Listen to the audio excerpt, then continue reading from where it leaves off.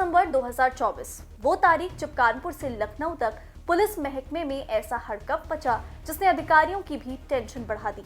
एक और जहां पुलिस के कुछ अधिकारी प्रदेश की कानून व्यवस्था को दुरुस्त करने के लिए दिन रात मेहनत कर रहे हैं, तो वहीं दूसरी ओर कुछ ऐसे भी पुलिस अधिकारी हैं जो कानून को जेब में रखकर लव जिहाद कर रहे हैं। जी हाँ, लव जिहाद। ये सुनकर आपको यकीन नहीं होगा, लेकिन ये बात 16 आने सच है, जिसका सबूत आज इस वीडियो में आपको बताते हैं। दरअसल कानपुर में 12 दिसंबर को एक हैरान करने वाली घटना सामने आई, जिसने लखनऊ तक अधिकारियों में खलबली मचाकर रख दी। खुद आला अधिकारियों ने भी सोचा नहीं होगा कि उनकी ही पुलिस टीम में एक ऐसा अधिकारी भी हो जो गंदे काम कर लोगों को ब्लैकमेल कर रहा है, जिसका नाम मोहसिन खान है, जो कानपुर पुलिस में एसीपी के पद पर तैनात थे। लेकिन अब उन्हें लखनऊ ऑफिस से अटैच कर दिया गया है, क्योंकि मोहसिन खान पर आरोप लगा है कि उन्होंने कानपुर आईआईटी की पीएचडी स्कॉलर से रेप किया है। इस मामले में कानपुर के कल्याणपुर थाने में धारा 69 बीएनएस में एसीपी के खिलाफ नामजद रिपोर्ट दर्ज की गई है। देखिए, आईआईटी कानपुर में पढ़ने वाली एक छात्रा ने एक एसीपी जो कि कानपुर पुलिस कमिश्नरेट में तैनात हैं, उनके ऊपर sexual intercourse by employing deceitful means का आरोप लगाया है, जिसमें तत्काल तहरीर लेकर सुसंगत धाराओं में एफआईआर पंजीकृत किया जा रहा है। इसमें डीपर इन्वेस्टिगेशन के लिए एक एसआईटी भी गठित की गई है, जिसको कि एडीसीपी ट्रैफिक अर्चना हेड करेंगी। For the purpose of fair investigation ACP को तत्काल प्रभाव से पुलिस हेडक्वार्टर लखनऊ में अटैच कर दिया गया है। आगे जो भी डेवलपमेंट्स होंगे वो आप लोगों के साथ साझा किए जाएंगे। एफआईआर के मुताबिक जून में मोहसिन ने स्कॉलर के गाइडेंस में पीएचडी करने की इच्छा जताई। स्कॉलर ने मोहसिन की मदद की और मोहसिन को दाखिला मिल गया। इससे दोनों की करीबियां बढ़ी और मोहसिन ने लेडी स्कॉलर को प्रपोज किया। मोहसिन ने आश्वासन दिया कि वो पत्नी को तलाक दे देंगे। ब्रेकअप के दर्द से गुजर रही पीएचडी स्कॉलर ने इसे मान भी लिया। नवंबर में पता चला कि मोहसिन की पत्नी गर्भवती है।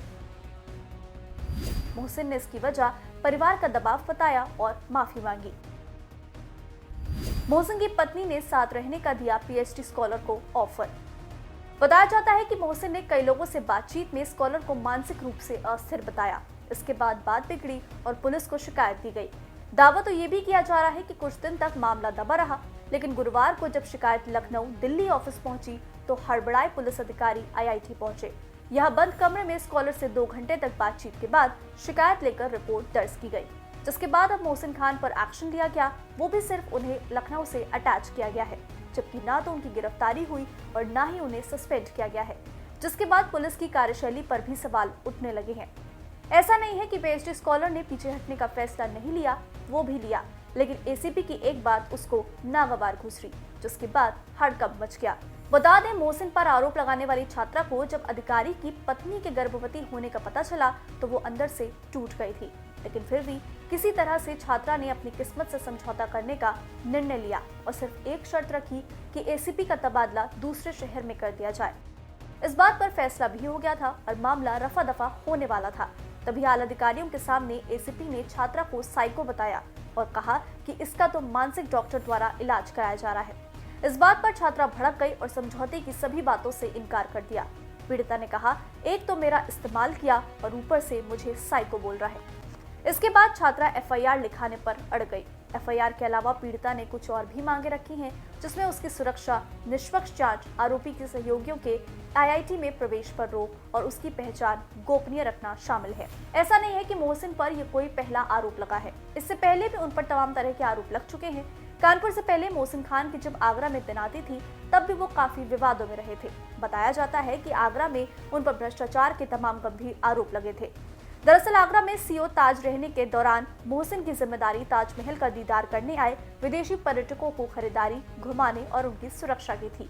आरोप था कि मोहसिन ने स्थानीय दुकानदारों से कमीशन तय कर रखा था और विदेशी पर्यटकों को तय दुकानों से खरीदारी करा उनसे कमीशन वसूलते थे। एक बार जब एक दुकानदार से कमीशन को लेकर विवाद हुआ तो ये बात सार्वजनिक हुई। इसके बाद उन्हें सीओ ताज से हटा दिया गया था। हालांकि अब वो फिर से विवादों में घिर गए हैं, लेकिन इस बार मोहसिन खान का बचना मुश्किल है, क्योंकि उन पर जो आरोप लगा है वो काफी संगीन है।